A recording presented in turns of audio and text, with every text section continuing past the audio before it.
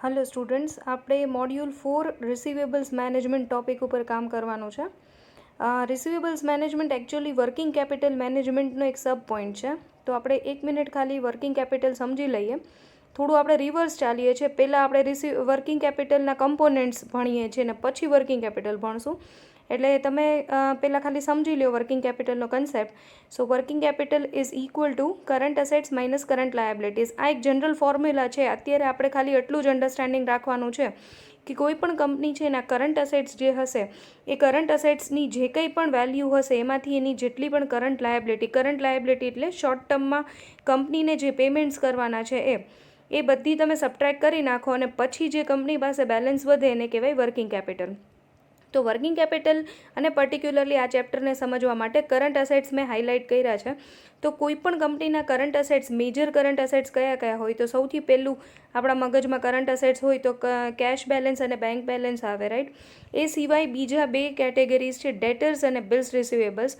જો મેં એને ક્લબ કરીને લખ્યું છે એ શું કામ એને એ અરાઇઝ તો જ થાય if company is making credit sales, right. તો બે પ્રકારના સેલ્સ યુઝ્યુઅલી કંપની કરતી હોય, cash sales and credit sales. Credit sales એટલે કે તમે તમારા કસ્ટમર્સને ગુડ્સ આપી દો છો, ફિનિશ ગુડ્સ આપી દો છો and you are asking for the payment on a letter date, right. તો જ્યારે આવી પરિસ્થિતિ ઊભી થાય ત્યારે કંપની એના બુક્સ ઓફ અકાઉન્ટ્સમાં બે રીતના હેડ્સ પાડે, આઈધર ડેટર્સ ઓર બિલ્સ રિસીવેબલ્સ.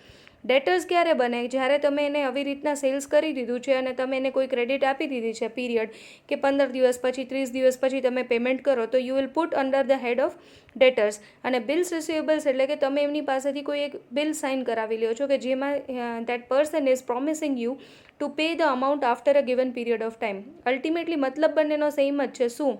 તો કે કંપનીએ ક્રેડિટમાં સેલ કરેલું છે, રાઈટ. અને એ ક્રેડિટમાં સેલ કર્યું છે એનો મતલબ એમ કે એ ગુડ્સ કસ્ટમર પાસે જતા રહ્યા છે પણ એનું જે પેમેન્ટ રિસીવ થવાનું છે ઇટ વિલ ટેક ટાઈમ.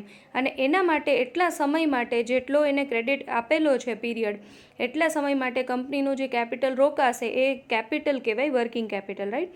અને એના પછીની કેટેગરી આવે છે ઇન્વેન્ટરી. ઇન્વેન્ટરી એટલે સ્ટોક, કંપનીનો સ્ટોક. તો સ્ટોક ત્રણ રીતના કંપની મેન્ટેન કરતી હોય છે: raw material, work in progress અને ફિનિશ ગુડ્સ. એ આપણે જ્યારે આગળ વર્કિંગ કેપિટલનું ચેપ્ટર ડિટેલમાં ભણશું ત્યારે હું તમને ઇન ડિટેલ એક્સપ્લેન કરીશ, રાઈટ. આપણે રિસીવેબલ્સ મેનેજમેન્ટમાં આગળ વધીએ તો રિસીવેબલ્સ મેનેજમેન્ટ આપણી ટેક્સ્ટબુક, આપણો સિલેબસ એના 4 ડાયમેન્શન આપણને સજેસ્ટ કરે છે. તો આ વિડીયોમાં પહેલાં 2 ડાયમેન્શન સ્ટડી કરશું આપણે. તો સૌથી પહેલાં 4 ડાયમેન્શન્સ કઈ રીતના ક્રેડિટ મેનેજમેન્ટ, રિસીવેબલ્સ મેનેજમેન્ટ થઈ શકે છે તો એના જે ડાયમેન્શન્સ છે એ સમજી લઈએ. સૌથી પહેલું છે ક્રેડિટ સ્ટાન્ડર્ડ્સ. જ્યારે એ ડાયમેન્શન ભણશું ત્યારે ઇન ડિટેલ તમને સમજાવીશ. નંબર 2 છે ક્રેડિટ પીરિયડ. નંબર 3 છે allowing cash discount and number 4 is making some kind of collection efforts, right. તો આપણે સૌથી પહેલાં એ સમજવાનું છે કે what we will do from this chapter. આ ભણીને આપણે શું સ્ટડી કરવાનું છે, શું સમજવાનું છે.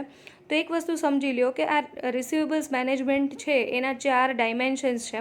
એ ચારેય ડાયમેન્શન્સના લીધે, એટલે કે ચારેય ડાયમેન્શન્સ કંપની એના ડિસિઝન મેકિંગમાં લેશે તો એના લીધે મેં જો બતાડેલું છે creates effect, it will create sum kind of effect. તો બે પ્રકારની ઇફેક્ટ ક્રિએટ થઈ શકે છે. એક થઈ જાય પોઝિટિવ અને એક થઈ જાય નેગેટિવ.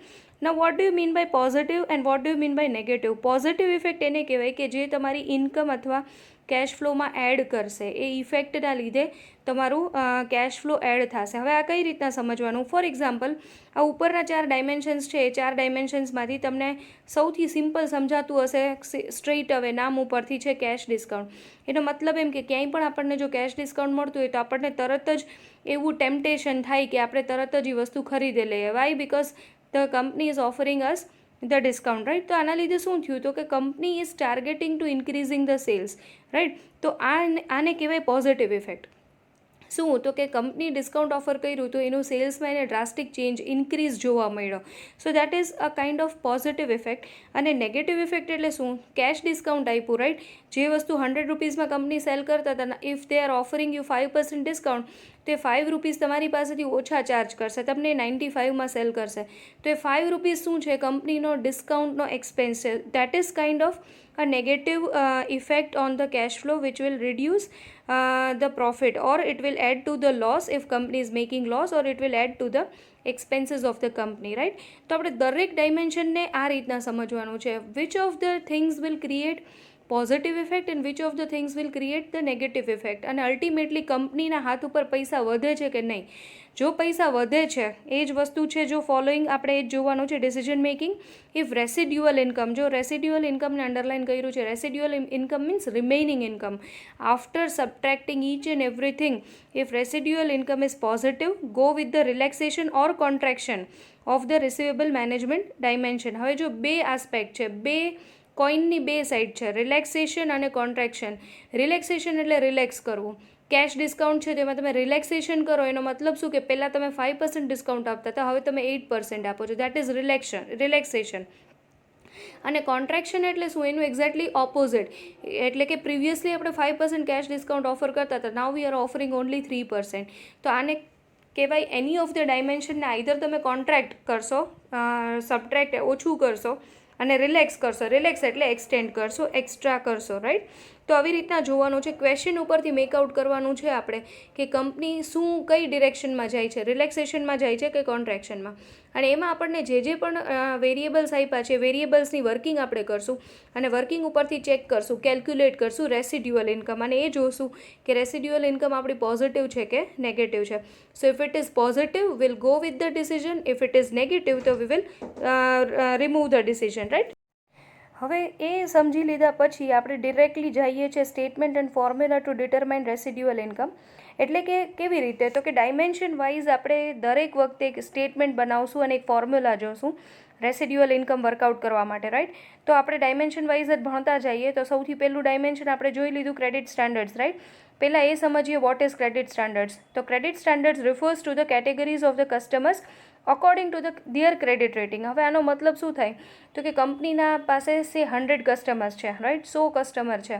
તો કંપની છે એ દરેકે દરેક 100 કસ્ટમર્સની એક મગજમાં કેટેગરી મૂકી હશે. શું, તો કે કોઈ કસ્ટમર્સ એવા હશે કે જે ટાઈમલી પેમેન્ટ કરે છે, સમજાય છે, ક્યારે એનું પેમેન્ટ ડિલે નથી થતું. તો એ બધા કેટેગરી 1 કસ્ટમર્સ કહેવાય. કેટેગરી 2 અને 3 અને 4 આવી કંપની ડિસાઇડ કરશે કેટલી કેટેગરીઝ એને બનાવી છે, રાઈટ. તો આપણે જે એક્ઝામ્પલ હમણાં ભણવાના છીએ એમાં 4 કેટેગરીના કસ્ટમર્સ છે. કેટેગરી 1 એટલે હાઈલી રિલાયેબલ, આપણને ખબર જ છે કે કન્ફર્મ આપણને પેમેન્ટ મળવાનું જ છે. કેટેગરી 2 અને 3ના કસ્ટમર્સ એવા હોય કે જેને આપણે લિમિટેડ ક્રેડિટ આપી હોય.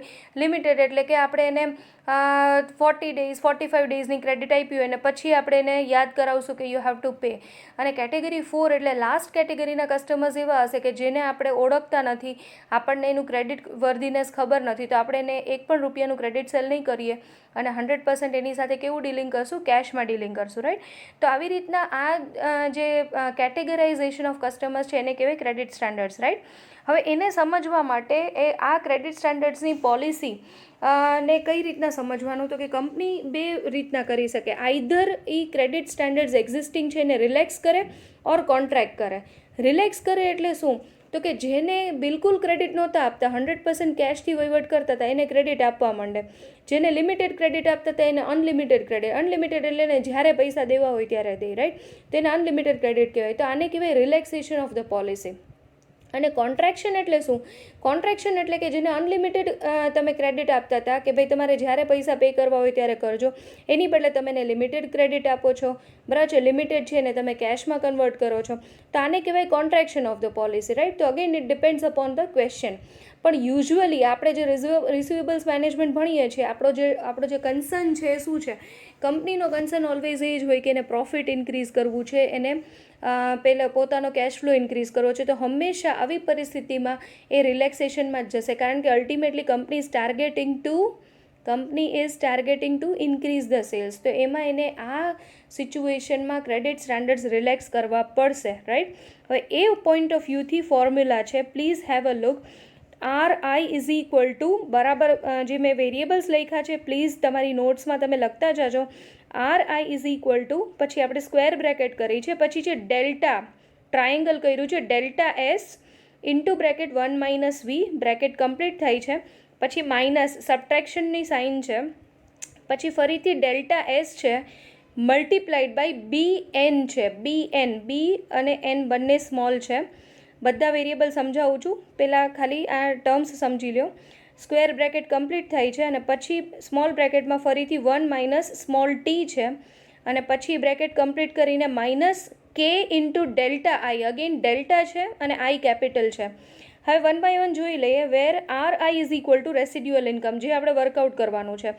ડેલ્ટા એસ એટલે ન્યૂ સેલ્સ, બરાબર છે. કંપની ક્રેડિટ સ્ટાન્ડર્ડ રિલેક્સ કરે છે. જે લોકોને પહેલાં કેશમાં સેલ્સ કરતા હતા એ લોકોને ક્રેડિટ સેલ આપી દીધું, રાઈટ. તો શું થશે? ઝાઝા લોકો ખરીદી કરવા આવશે, કારણ કે તમને ખબર છે કે એક દુકાન છે એ આપણને કેશમાં આપે છે અને બીજી દુકાન આપણને ક્રેડિટ ઉપર આપે છે. ઓબ્વિયસલી આપણે ક્યાં જશું? Where we are getting the credit sales, right. તો તમારું સેલ્સ અલ્ટિમેટલી વધશે. So delta S is new sales. તમારી આ પોલિસી રિલેક્સ કરવાથી તમારા સેલ્સમાં કેટલો વધારો થયો. V stands for variable cost ratio. Variable cost, તમે વધારે સેલ્સ કરશો તો વધારે પ્રોડક્શન કરવું પડશે. પ્રોડક્શન કરશો એટલે વેરિયેબલ કોસ્ટ લાગશે, right. So variable cost subtract કરવાનું છે. પછી B N stands for bad debt expense new. N stands for, B stands for bad debt, new stands, N stands for new. આનો મતલબ એવો થાય કે હવે તમે એવા પણ લોકોને ક્રેડિટ આપવા માંડ્યા કે જેને તમે કેટેગરી 4માં મૂક્યા હતા, તો એવી પોસિબિલિટી છે જ કે એમાંથી certain people will do bad debts, તમને પેમેન્ટ આપશે નહીં, રાઈટ. તો એ તમારા બેડ ડેટના એક્સપેન્સમાં પણ વધારો થશે. મેં તમને આગળ સમજાવ્યું એમ કે દરેક વેરિયેબલ બે રીતની effect, either or effect create કરશે. Either it will create a positive impact or it will create a negative impact. તો આપણે એ જ જોવાનું છે. પોઝિટિવ ક્યાં ક્યાં જશે? સેલ્સ છે એ પોઝિટિવ છે, બેડ ડેટ છે એ નેગેટિવ છે, right. T stands four tax. Obviously તમારી ઇન્કમ વધી છે તો તમારે વધારાનો ટેક્સ પણ ચૂકવવો પડશે.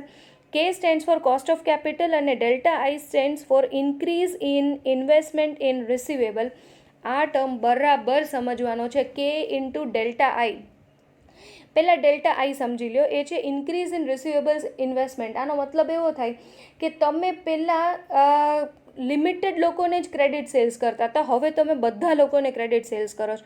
બધા લોકોને ક્રેડિટ સેલ્સ કરીને બેસી જાઓ તો આનો મતલબ શું થાય? તમારા પૈસા છે એ બ્લોક થશે વધારે. તો માર્કેટમાં તમારા પૈસા બ્લોક થયા તો એ બ્લોકેજનું ઓપોર્ચ્યુનિટી કોસ્ટ ગણવું પડે કે માર્કેટમાં જે પૈસા મને કેશ તરીકે મળી જવાના હતા સેલ્સમાં, ફોર એક્ઝામ્પલ કે 5 લાખ રૂપીસ છે, હવે 5 લાખ રૂપીસ સિન્સ મેં એ લોકોને ક્રેડિટ સેલ કરી નાખ્યું તો એ 5 લાખ રૂપીસ મારા બ્લોક થઈ ગયા અને એના ઉપર જે કોસ્ટ ઓફ કેપિટલ ક્વેશ્ચનમાં આપ્યું હોય એ મારે મલ્ટીપ્લાય કરવાનું. For example 10% cost of capital છે તો 5 લાખના 10% 50,000 રૂપીસ છે એ હું સબટ્રેક્ટ કરીશ મારી ઇન્કમમાંથી, right, as opportunity cost of capital. Okay, હવે ડેલ્ટા આઈ એમને કેલ્ક્યુલેટ નહીં થાય એના માટેનો પણ એક નાનકડો ફોર્મ્યુલા છે. તો જુઓ, લખ્યું છે મેં, delta I is equal to delta S divide by 360 into ACP into V. બરાબર સમજવાનું છે. ડેલ્ટા એસ એટલે ન્યૂ સેલ્સ, આપણે સમજી ગયા આગળ જ. ઇન્ક્રીઝ ઇન ન્યૂ સેલ્સ, તો નવું જે સેલ્સ કરો છો ડિવાઈડ બાય 360. 360 શું કામ એમ?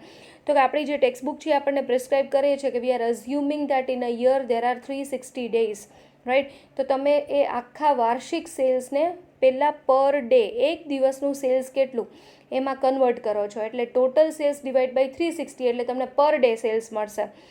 એને મલ્ટીપ્લાય કર્યું છે ACP. ACP stands for average collection period. Average collection પીરિયડનો કન્સેપ્ટ જો તમે ભણી જ ગયા હશો આગળ, અકાઉન્ટ્સમાં ન ખબર હોય તો એક જ મિનિટમાં સમજાવી દઉં. આપણી પાસે જેટલા બી કસ્ટમર્સ છે અને જેટલા લોકોને આપણે ક્રેડિટ સેલ કર્યું છે એ બધા જ કસ્ટમર્સ પાસેથી બધા જ પૈસા રિકવર થઈ જાય, એ બધા જે રિકવરીના દિવસો છે એની આપણે એવરેજ કાઢીએ, એ average in terms of number of days and number of customers, તો એને કહેવાય એવરેજ કલેક્શન પીરિયડ. તો એ એવરેજ કલેક્શન પીરિયડ છે એ આપણે મલ્ટીપ્લાય કરશું એટલે આપણને એવી ખબર પડશે કે તમારા કેટલા દિવસનું કલેક્શન બ્લોક થયું, રાઈટ. અને કેટલા દિવસનું કલેક્શન બ્લોક થયું મલ્ટીપ્લાઈડ બાય વી છે. વી સ્ટેન્ડ્સ ફોર વેરિયેબલ કોસ્ટ. શું કામ એને આપણે વેરિયેબલ કોસ્ટ જ મલ્ટીપ્લાય કર્યું? બિકોઝ આપણે એડિશનલ નવું સેલ્સ કર્યું અને નવું સેલ્સ કરવા માટે તમારે પ્રોડક્શન ઓબ્વિયસલી ઇન્ક્રીઝ કરવું પડે. તો તમારે તમારી ફેસિલિટી ઇન્ક્રીઝ કરવાની જરૂર નથી, એટલે ફિક્સ્ડ એક્સપેન્સ અહીંયા ક્યાંય પિક્ચરમાં નહીં આવે, પણ જે એડિશનલ યુનિટ્સ પ્રોડ્યુસ કરવા માટે આપણે એડિશનલ વેરિયેબલ કોસ્ટ લગાડ્યો હોય એ આપણી ડેફિનેટલી ડેલ્ટા આઈમાં કન્ટ્રીબ્યુટ કરશે, એ આપણો વધારાનો એક્સપેન્સ થશે. એટલા માટે આપણે વેરિયેબલ કોસ્ટ મલ્ટીપ્લાય કરેલું છે, રાઈટ. હવે જે ઉપર આગળના પેજમાં મેં તમને ફોર્મ્યુલા બતાવ્યું હતું એ મેં જુઓ આપણે શું લખ્યું છે, relating the formula with income statement. Formula આપણે જોઈ લીધી પણ આપણે ફોર્મ્યુલા વાઇઝ જશું નહીં, આપણે કન્સેપ્ટ વાઇઝ જશું. એટલે આખી ફોર્મ્યુલાને મેં સ્ટેટમેન્ટમાં કન્વર્ટ કરી છે ફોર યોર અન્ડરસ્ટેન્ડિંગ, અને આપણે દરેક સોલ્યુશન સ્ટેટમેન્ટ વાઇઝ જ જવાના છે, રાઈટ. તો ફોર્મ્યુલા જે ઉપર અહીંયા મેં મેન્શન કરેલી છે એ જ વસ્તુ ફોર્મ્યુલાના કોલમમાં છે અને સામે એની સ્ટેટમેન્ટમાં આપણે કઈ રીતના રિપ્રેઝેન્ટ કરશું એ બતાડેલું છે. તો delta S stands for new sales, right. 1 - V stands for minus variable cost, એટલે જે રિમેનિંગ બેલેન્સ આપણને મળશે એ તમારું કન્ટ્રીબ્યુશન છે. એમાંથી ડેલ્ટા એસ ઇન્ટુ BN એ આખો ટર્મ છે તમારો બેડ ડેટનો કોસ્ટ, રાઈટ. તો એ બેડ ડેટનો કોસ્ટ કઈ રીતના, new sales multiplied by new bad debt percentage. આપણે એવું કહીએ કે નવા સેલ્સના 10% બેડ ડેટ થવાનું છે, તો નવું સેલ્સ છે ફોર એક્ઝામ્પલ 50 લાખ, એના 10% બેડ ડેટ થવાનું છે, તો અહીં આપણે 5 લાખ રૂપીઝ સબટ્રેક્ટ કરશું, રાઈટ. પછી જે બેલેન્સ વધે એને કહેવાય પ્રોફિટ બિફોર ટેક્સ. પછી 1 - T છે એટલે કે you will subtract the tax percentage. For example ક્વેશ્ચનમાં આપણને એમ કીધું છે 40% ટેક્સ છે, તો 40% અહીંયા કરવાના આપણે PBTના, પ્રોફિટ બિફોર ટેક્સના 40% ટેક્સ સબટ્રેક્ટ કરશું, એટલે રિમેનિંગ જે અમાઉન્ટ મળશે એ છે પ્રોફિટ આફ્ટર ટેક્સ. એમાંથી -K ડેલ્ટા I જે આપણી ઓપોર્ચ્યુનિટી કોસ્ટ ઓફ કેપિટલ છે, K પર્સન્ટેજ. ક્વેશ્ચનમાં એવું કીધું છે suppose opportunity cost of capital is 10%, તો એ 10% આપણે કોના મલ્ટીપ્લાય કરવાના, ડેલ્ટા I. ડેલ્ટા I ક્યાંથી મળ્યું, ઉપરની ફોર્મ્યુલામાંથી, રાઈટ. તો ફોર એક્ઝામ્પલ ડેલ્ટા Iનો અમાઉન્ટ છે 5 લાખ અને કોસ્ટ ઓફ કેપિટલ છે 10%, તો મેં તમને સમજાવ્યું 5 લાખના 10% 50,000 આપણે સબટ્રેક્ટ કરશું. એન્ડ ફાઇનલી જે બેલેન્સ આપણને મળશે that is your residual income. If it is positive, we'll go with the relaxation. If it is negative, we will not go with the relaxation. We will continue with the existing policy, right? હવે આ બધી જ વસ્તુને મટીરિયલાઇઝ આપણે સીધું એક્ઝામ્પલમાં કરશું. તો મારી એવી રિક્વેસ્ટ છે કે જે કંઈ પણ આપણે આમાં સમજીએ છીએ બધા સાથે સાથે નોટ કરતા જાઓ, એટલે તમને આ વસ્તુનું એકદમ ક્લિયર અન્ડરસ્ટેન્ડિંગ થાય, રાઈટ. પહેલાં હું આખો એક્ઝામ્પલ વાંચું છું, તમને સમજાવતી જાઉં છું અને પછી આપણે સોલ્યુશનમાં જશું, રાઈટ. વાંચો. Current sales of a company is 100 million. અત્યારે કંપની 100 મિલિયનનું સેલ્સ કરી રહી છે. And the company is classifying its customers into 4 categories. તો અત્યારની જે કરંટ સિચ્યુએશન છે એ પ્રમાણે કંપનીના કસ્ટમર્સ છે એ 4 કેટેગરીમાં ડિવાઇડેડ છે. Number 1, unlimited credit to category 1 and 2 customers. Category 1 અને 2ના કસ્ટમર્સ એવા હશે કે જે એકદમ રિલાયેબલ લોકો હશે, એટલે કંપની એને અનલિમિટેડ ક્રેડિટ આપે. મીન્સ કે તમે સેલ્સ તમારા ગુડ્સ લઈ જાઓ, તમારી અનુકૂળતાએ તમે પેમેન્ટ કરજો, આવી પ્રકારની policy. Limited credit to category 3 people, એટલે કે આપણે એવું કહીએ કે 30 દિવસની ક્રેડિટ આપી, 40 દિવસની ક્રેડિટ આપી.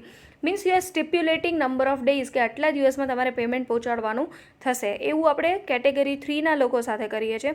અને કેટેગરી 4 એવા લોકો છે કે જેમાં આપણને એની ક્રેડિટ વર્ધીનેસ ખબર નથી. એ લોકો આપણે એને ક્રેડિટ સેલ કરીએ અને પેમેન્ટ ટાઈમલી કરશે કે નહીં એ આપણને ડાઉટફુલ છે, તો આપણે 100% એની સાથે કેવું ટ્રાન્ઝેક્શન કરશું, કેશમાં. So no credit to category 4 people, right. આ કરંટ સિચ્યુએશન છે અત્યારની. Now company is planning to relax or planning a new policy. તો એમાં કંપનીએ 2 ફેરફાર કર્યા. શું? તો કે જો કેટેગરી 3ના લોકો છે એને લિમિટેડ ક્રેડિટ આપી હતી, એ લોકોને કન્વર્ટ કર્યા અનલિમિટેડ ક્રેડિટમાં. અને કેટેગરી 4માં નો ક્રેડિટ, બિલકુલ ક્રેડિટ નહોતી, એને લિમિટેડ ક્રેડિટમાં કન્વર્ટ કર્યા. મીન્સ હવે એક પણ કેટેગરીનો વ્યક્તિ એવો નથી કે જેની સાથે કંપની કેશ સેલ્સ ડીલ કરશે. કંપની 100% એનું સેલ્સ કેવું કરી નાખ્યું, ક્રેડિટમાં કરી નાખ્યું. બધા જ લોકોને limited or unlimited credit depending upon the categories એ પ્રોવાઈડ કરશે, રાઈટ. તો હવે આપણે આગળ એ જ જોવાનું છે કે now due to this what will happen, એટલે મેં જો બ્રેકેટમાં મેન્શન કર્યું છે ઇફેક્ટ્સ, તો આપણે ક્વેશ્ચનમાં આ ઇફેક્ટ્સ ગોતવાની થશે, રાઈટ. તો જો સૌથી પહેલું effect, sales will increase by 15 million, 15 million, on which the bad debts will be 10%. Sales વધ્યું which is a positive effect, અને બેડ ડેટ્સ પણ વધ્યું which is a negative effect. પણ શું બેડ ડેટ કેટલું છે, ખાલી 10%, પણ એની સામે આપણને 90% તો મળે છે ને, રાઈટ. તો એ જોવાનું છે કે અલ્ટિમેટલી આ 15 મિલિયનમાંથી કંપનીના હાથમાં કેટલા રૂપિયા વધે છે એ જ જોવાનું છે, right. Contribution margin ratio is 20%. Be very careful. Contribution margin ratio એટલે શું, તો કે સેલ્સ માઇનસ વેરિયેબલ કોસ્ટ અને રિમેનિંગ જે અમાઉન્ટ વધે એને કન્ટ્રીબ્યુશન કહેવાય. તો કન્ટ્રીબ્યુશન જો 20% હોય તો આને શું સમજવાનું, સેલ્સ હશે 100% અને વેરિયેબલ કોસ્ટ હશે 80%. તો કન્ટ્રીબ્યુશન કેટલું હોય, 20%, રાઈટ. તો આવી રીતના સમજવાનું છે. અને average collection period is now 40 days, 40 days. 40 દિવસ સુધી એવરેજ કંપનીના પૈસા રોકાયેલા રહેશે. 40 દિવસમાં દરેક કસ્ટમર છે એ પૈસા પે કરી આપશે એવું કંપનીએ કેલ્ક્યુલેટ કરેલું છે. The cost of capital is 10%. You have to assume તમારી ઓપોર્ચ્યુનિટી કોસ્ટ ઓફ કેપિટલ 10% છે અને ટેક્સ રેટ એપ્લિકેબલ છે એ 40% છે. Calculate residual income and suggest whether the new policy will be accepted or not. હવે આ બધી જ વસ્તુને ધ્યાનમાં રાખીને પર્ટિક્યુલરલી લાસ્ટ પેરેગ્રાફને ધ્યાનમાં રાખીને સોલ્યુશન આપણે મૂક્યું છે. તો હું લાસ્ટ પેરેગ્રાફ અને આ સોલ્યુશન સામે દેખાય એવી રીતના સ્ક્રીન એડજસ્ટ કરું છું. તો જુઓ, સૌથી પહેલાં sales will increase by 15 million. તો ડેલ્ટા એસ આપણું જે પર્ટિક્યુલર્સ ને રૂપીઝનું ફોર્મેટ છે ઇન્કમ સ્ટેટમેન્ટનું એ જ બનાવેલું છે. સૌથી પહેલી એન્ટ્રી ડેલ્ટા એસ એટલે ઇન્ક્રીઝ ઇન સેલ્સ, જે ન્યૂ સેલ્સ આપણને ક્વેશ્ચનમાં આપ્યું છે 15 મિલિયન. 15 મિલિયન એટલે 15 મલ્ટીપ્લાઇડ બાય 10 લાખ, મિલિયન એટલે 10 lakh, which is 1 crore 50 lakhs, right. તો એ આપણે લખેલું છે ડિનોમિનેશનમાં. So delta S new sales is 1 crore 50 lakhs. Variable cost મેં તમને ઉપરથી સમજાવ્યું કે આપણે કન્ટ્રીબ્યુશન માર્જિન રેશિયો 20% આપ્યું છે, means variable cost is 80% and remaining 20% is your contribution margin. તો સેલ્સના 80% કરશો એટલે વેરિયેબલ કોસ્ટ થઈ ગયું 1 crore 20 lakhs અને કન્ટ્રીબ્યુશન જે 20% રહેશે તમારા ટોટલ સેલ્સના 20% વિચ ઇઝ 30 lakhs, રાઈટ. તો આપણે 30 લાખ સુધી પહોંચી ગયા. 1 કરોડ 50 લાખની અર્નિંગ કરી, પણ સામે આપણી પાસે કન્ટ્રીબ્યુશનમાં ખરેખર હાથ ઉપર પૈસા કેટલા વધ્યા? 30 લાખ. હવે આ 30 લાખમાંથી 1 by 1 જે એક્સપેન્સીસ છે એ આપણે સબટ્રેક્ટ કરતું જવાનું છે. એમાં સૌથી પહેલું એક્સપેન્સ આવશે બેડ ડેટ.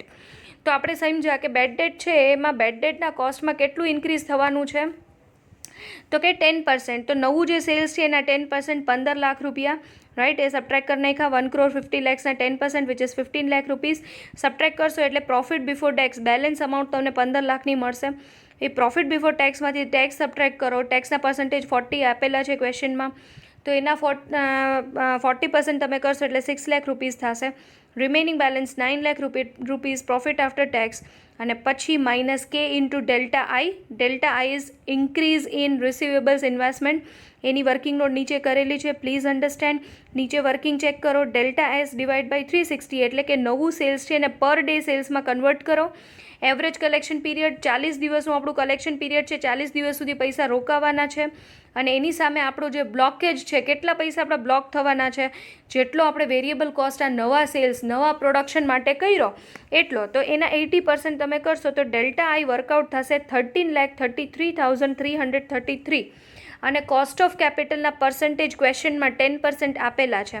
તો 13,33,333ના 10% કરો એટલે 1,33,333 સબટ્રેક્ટ કરીએ 9 લાખ રૂપીઝમાંથી. તો you will end up with the residual income which is positive 7,66,667.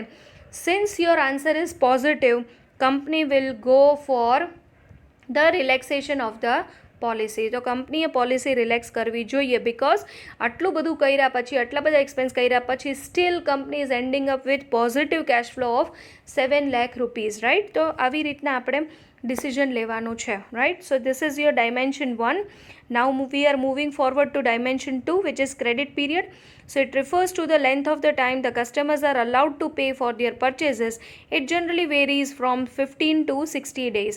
ઓછામાં ઓછા 15 દિવસની ક્રેડિટ હોય, વધુમાં વધુ 60 દિવસની. આ માર્કેટનું અત્યારે પ્રિવેલિંગ સિનારીઓ છે, રાઈટ. સો કંપની ડિસાઇડ કરશે કે એને કેટલા સમયનું ક્રેડિટ માર્કેટમાં આપવું છે, રાઈટ. તો ડિરેક્ટલી ક્રેડિટ પીરિયડને ધ્યાનમાં રાખીને એક્ઝામ્પલ ઉપર જઈએ છીએ. એક્ઝામ્પલ વાંચો. Company currently provides 30 days of credit. અત્યારે કંપની કેટલા દિવસની ક્રેડિટ આપે છે? 30 દિવસની. Present sales is 50 million. અત્યારે કંપની 50 મિલિયનનું સેલ્સ કરી રહી છે. કોસ્ટ ઓફ કેપિટલ 10% લાગુ પડે છે and ratio of variable cost to sales is 0.85. આગલા ક્વેશ્ચનમાં કન્ટ્રીબ્યુશન માર્જિન આપ્યું હતું અને એમાંથી આપણે વેરિયેબલ કોસ્ટનો રેશિયો કાઢ્યો. તો આમાં સ્ટ્રેટ હવે વેરિયેબલ કોસ્ટનો રેશિયો આપ્યો છે 0.85 એટલે સેલ્સના 85%. તો કન્ટ્રીબ્યુશન થઈ જાય 15%, રાઈટ. તો આવી રીતના આપણે ક્વેશ્ચનમાંથી જ વેરિયેબલ્સ આઈડેન્ટિફાઈ કરતું જવાનું. Okay. The company is considering to extend its credit period to 60 days. હવે કંપની 30 દિવસમાંથી સીધું જમ્પ કરે છે 60 daysના ક્રેડિટ પીરિયડથી. So what will happen? This will increase the sales by 5 million. કંપનીના સેલ્સમાં સીધું 5 મિલિયનનો જમ્પ આવે છે આના લીધે શું થશે, બેડ ડેટનું પ્રપોર્શન વધશે. શું કામ એને વધે? પહેલાં 30 દિવસમાં પૈસા આવી જતા હતા, હવે 60 દિવસ લાગશે. તો 60 બીજા નવા 30 દિવસમાં કંઈ પણ થઈ શકે છે, રાઈટ? તો બેડ ડેટ્સ વધવાના ચાન્સ છે. So it will be that portion will be 8% on new sales. Tax rate is 40%. Calculate residual income. હવે આગળ જે આપણે ફોર્મેટ જે સ્ટેટમેન્ટનું ભણ્યા એ એઝ ઇટ ઇઝ કન્ટિન્યુ થાય છે ડાયમેન્શન 2 માટે. ખાલી જે ચેન્જીસ આવશે એ શું ચેન્જ આવશે? ડેલ્ટા આઈમાં. ડેલ્ટા આઈ બરાબર સમજવાનું છે. જો એમાં પ્લસની લેફ્ટ સાઈડ અને રાઈટ સાઈડ બે વેરિયેબલ્સ છે. મીન્સ ડેલ્ટા આઈ જે ઉપર હતું એ એકદમ સિમ્પલ ફોર્મેટ હતું. આમાં આપણે થોડુંક વેરિએશન આવે છે. વેરિએશન સમજવાનું છે. પહેલાં તમને દરેક વેરિયેબલ સમજાવી દઉં છું અને પછી આપણે આગળ એનો મિનિંગ અને કન્સેપ્ટ સમજીએ. તો ફોર્મ્યુલા જોઈ લો. Delta I is equal to ACPN. N stands for new average collection period. New average collection period minus ACPO. O એટલે old average collection period. Bracket over થાય છે. પછી S0 ડિવાઈડ બાય 360 છે. S0 કયો કે SO કયો, બે એક જ વાત છે. So S0 or SO divide by 360 plus V multiplied by ACPN multiplied by delta S divide by 360.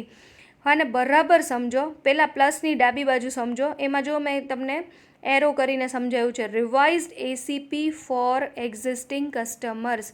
આનો મતલબ એવો થાય કે આ તમારા ક્વેશ્ચનની પહેલી જ લાઈન વાંચો. શું company is currently providing 30 days of credit.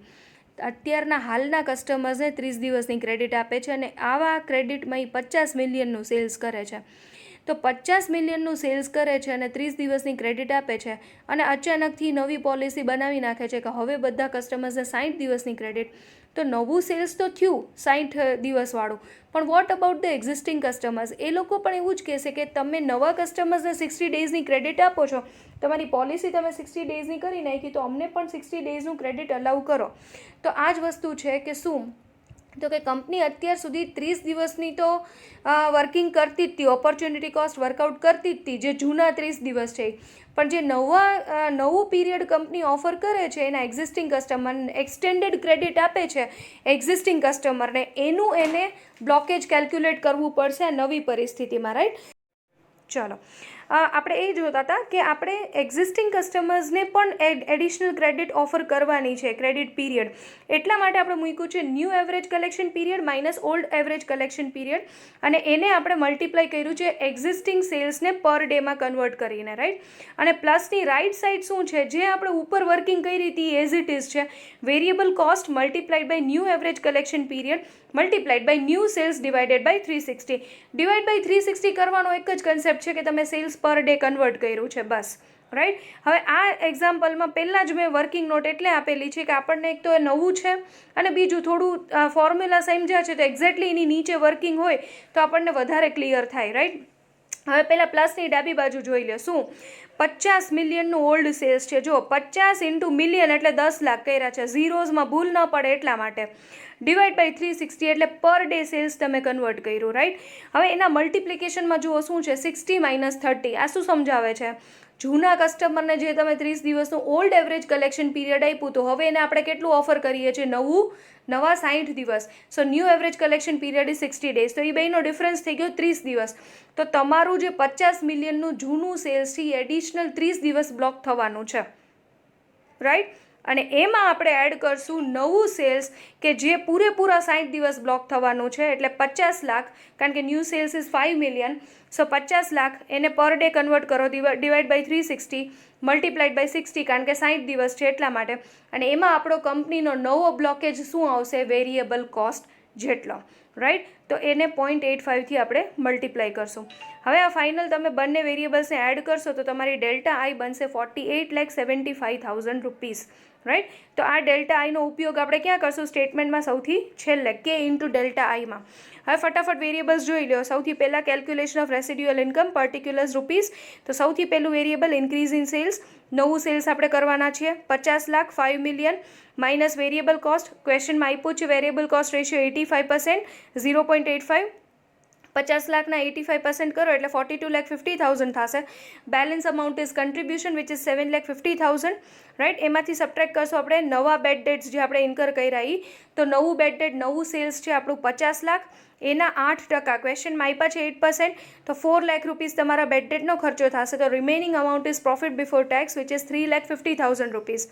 3,50,000ના 40% tax તમે સબટ્રેક્ટ કરશો, 40% is again given in the question, તો એ થઈ જશે 1,40,000 અને પ્રોફિટ આફ્ટર ટેક્સ તમારી પાસે બચશે બેલેન્સ 2,10,000, રાઈટ. આ 2,10,000માં તમે કે ઇન્ટુ ડેલ્ટા આઈ કરશો, 48,75,000 મને ઉપરથી મળશે, એના 10% 4,87,500 which will, if you subtract from profit after tax, you will end up with negative residual income of 2,77,500, which suggests that company should not extend average collection period, કારણ કે કંપનીનું બ્લોકેજ બહુ વધારે થઈ જાય છે, તો કંપનીની ઓપોર્ચ્યુનિટી કોસ્ટ વધી જાય છે, બીજું કંપનીનો બેડ ડેટનો કોસ્ટ વધી જાય છે. તો આના લીધે કંપની 50 લાખનું નવું સેલ્સ કરે છે, સ્ટીલ એ શું કરે છે, લોસ કરીને બેસે છે. So therefore company should not go with this kind of policy. આ અન્ડરસ્ટેન્ડિંગ આપણું ક્રેડિટ પીરિયડ ડાયમેન્શન 2નું થયું, રાઈટ. તો આપણે આ બે ડાયમેન્શન્સને બરાબર સ્ટડી કરશું થોરોલી. આના પ્રેક્ટિસના એક્ઝામ્પલ્સ હું તમને આપીશ લેટર ઓન, તો પ્રેક્ટિસ કરજો, આન્સર આપીશ એની સાથે, રાઈટ. અને એક્ઝામિનેશન પોઈન્ટ ઓફ વ્યૂથી ચારેય ડાયમેન્શનમાંથી કોઈ પણ એક અથવા બે પૂછાવાના ઘણા બધા ચાન્સીસ છે, રાઈટ. એ પણ પ્રેક્ટિકલમાં 7 માર્ક્સમાં. સો ઓલ ધ બેસ્ટ, અને please practice and try to understand the concept. કંઈ પ્રોબ્લેમ હોય તો you can ask me in my personal WhatsApp. Thank you so much.